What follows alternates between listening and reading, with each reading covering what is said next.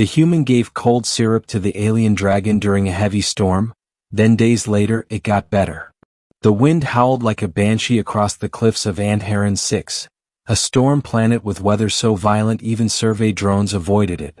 But Owen Carter had nowhere else to be.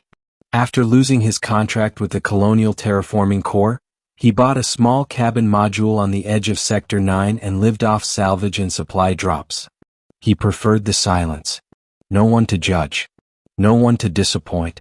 Just him, the rain, and the occasional wild chirper trying to chew through his roof insulation. That night, though, was different. The storm was angrier than usual, thunder shaking the solar panels and rain hammering the windows like desperate fists. Owen was sipping lukewarm tea and reading a tattered old book when he heard something. Not the usual screeches of wind. Not the mechanical pings from his sensor net. A cough. A deep, painful, wet-sounding cough from outside. He froze, listened, then heard it again, followed by a low, shuddering groan and the crunch of something heavy shifting near the wall. He grabbed his thermal jacket, flashlight, and stepped into the tempest. It was a dragon. Massive, silver-scaled, and huddled against the side of his module like a wounded animal. Steam rose from its nostrils with each struggling breath. Its wings were soaked, clinging to its sides, and its eyes glowed faintly, sickly and dulled. Owen had seen pictures before. Threxian sky dragons, an intelligent alien species known for high-altitude migration across gas-giant atmospheres. No one had ever reported one landing on Andharan 6. "Hey!" Owen shouted over the wind, unsure if the dragon even understood. "You okay?" The creature coughed again, hacking up a bit of glowing blue mucus that sizzled in the mud. Right, stupid question. He couldn't lift it, couldn't even drag it inside. But he could bring what little help he had. Back inside, he pulled out a basic med kit, then rummaged through a drawer until he found it. A bottle of universal cold syrup. It was made for a dozen humanoid species, but the active ingredients worked on respiratory infections, at least according to the label. "I hope you're not allergic to eucalyptus," he muttered, filling a cup. Outside, the dragon weakly opened one golden eye as Owen approached with a heat pack and the medicine. "I'm not gonna hurt you," he said, kneeling by the creature's head. "You're freezing. Sick. I don't know how you ended up here, but you're not dying on my lawn, got it?" The dragon coughed again in response. Owen held the cup up carefully. "Drink?"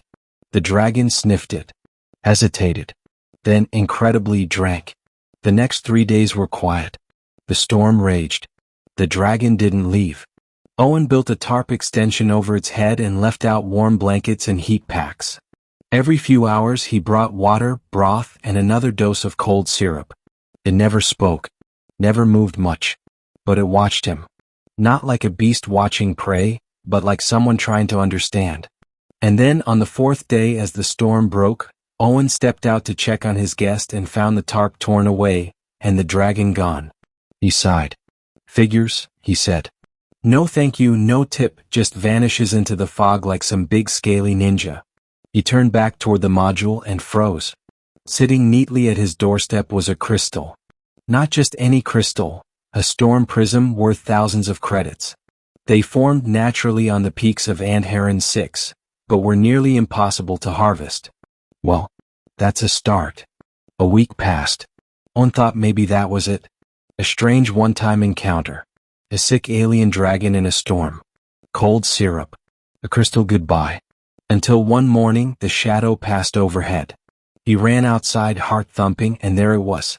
Sleek, majestic, wings fully extended, glowing slightly under the morning sun.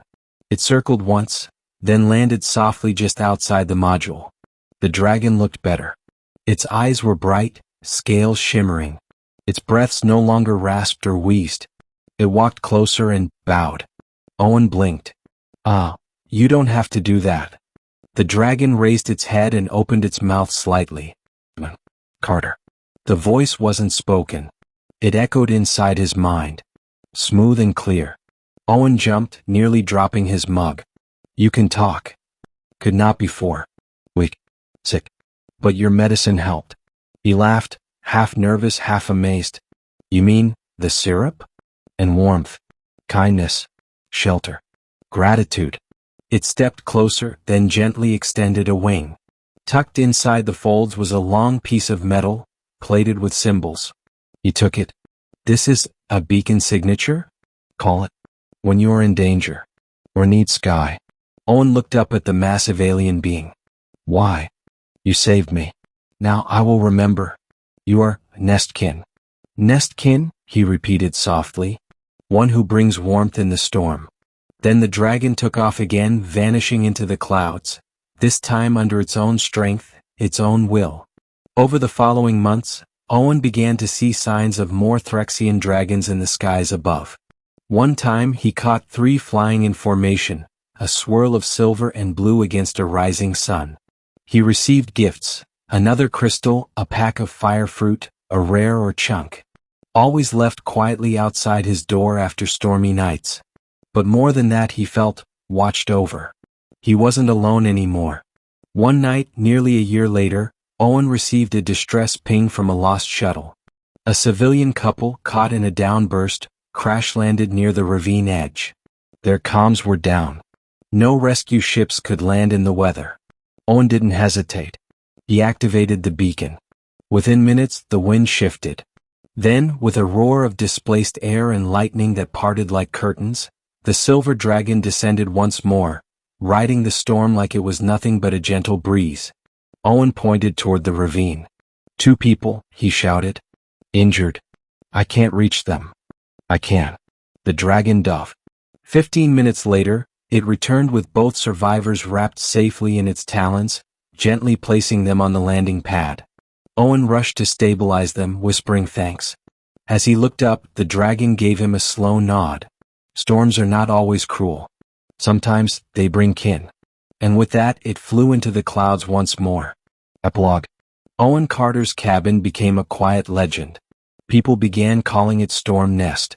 Refugees, sick travelers, even stranded wildlife sometimes appeared there, always after storms. And above it all, hidden in the clouds, the Threxian dragons flew their silent vigil.